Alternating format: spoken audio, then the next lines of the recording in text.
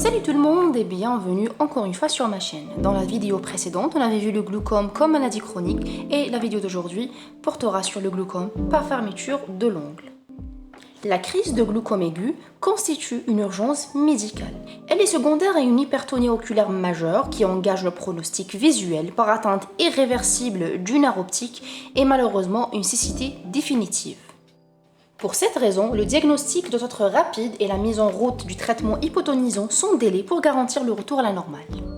Cet accident aigu ne survient jamais sur un œil sain, mais sur des yeux qui présentent une disposition anatomique particulière. Sur un œil hypermétrope, c'est-à-dire un œil trop court, ou bien un gros cristallin. Généralement, le volume augmente avec l'âge.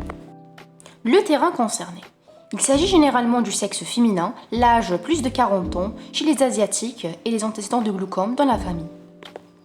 Un peu de physiopathologie pour bien comprendre le mécanisme.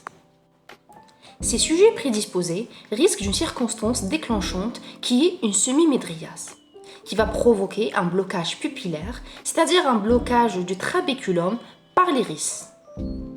Ce blocage cause une fermeture de l'angle iridocornéen, ce qui augmente d'une façon brutale la pression intraoculaire, suite à l'accumulation de l'humeur aqueuse. Dans ce cas, le nerf optique est menacé dans les 6 heures.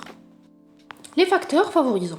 La crise de glaucome est généralement unilatérale, très brutale, déclenchée par tout facteur qui entraîne une médriase.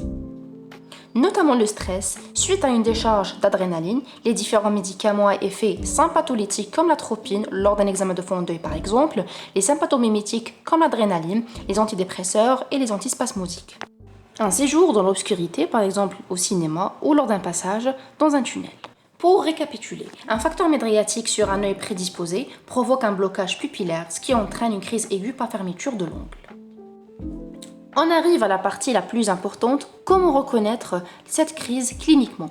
À l'interrogatoire, il faut toujours rechercher une notion d'hypermétropie, les antécédents de crise spontanément résolutive et un facteur déclenchant. Aux urgences, le patient présente un œil rouge douloureux associé à une baisse d'acuité visuelle. Cette douleur est purement oculaire, effroyable, c'est le maître symptôme, mais peut être orbitaire au type de céphalée diffuse. Elle ressemble à une colique néphrétique ou névralgie trijumeau. Elle est assez douloureuse, n'est-ce pas? On note une semi-médriase périforme aréactive associée à des nausées et vomissements par activation du réflexe oculogastrique et des douleurs abdominales parfois. Une baisse d'acuité visuelle rapide et profonde à cause de l'œdème cornéen qui fait voir comme derrière une vitre, halo coloré autour de la lumière ou ombre avec une photophobie et larmoiement. À l'inspection, on voit un cercle périkératique et une hyperémie conjonctivale et la palpation bidigitale oculaire et comparative montre un œil dur comme une bille de bois. L'examen à la lampe à fonte montre les signes d'inspection. La gonioscopie difficile à réaliser car l'œil est très douloureux montre un angle fermé sur 360 degrés.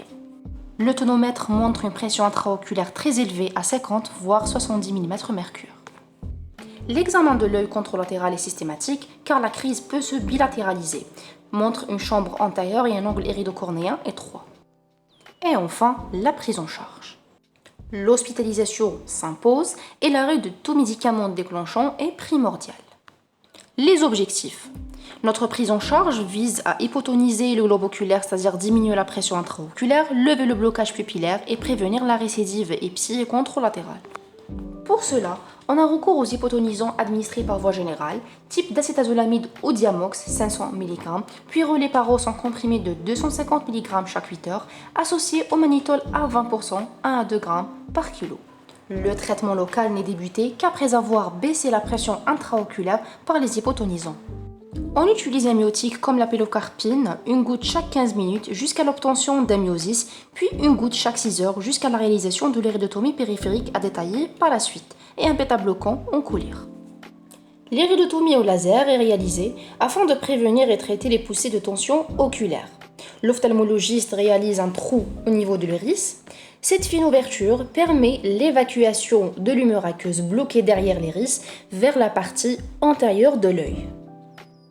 Prévenir la récidive est capital. Il s'agit d'un traitement bilatéral car il y a un risque de bilatéralisation vu que les deux yeux sont prédisposés. En cas d'échec, le recours à la chirurgie est de règle, mais c'est rare de nos jours. Petite remarque, le traitement de l'œil à Delphes par myotique une goutte 3 fois par jour jusqu'à la réalisation de l'érédotomie périphérique à distance de l'autre œil. En conclusion, il faut savoir que la crise de glaucome aigu est une maladie tout à fait particulière, très différente des autres types de glaucome. Sa reconnaissance s'impose à tout médecin en vue d'un traitement urgent permettant de limiter les séquelles anatomo-fonctionnelles et donc sauver l'œil. Je vous remercie pour votre attention et on se voit dans une nouvelle vidéo.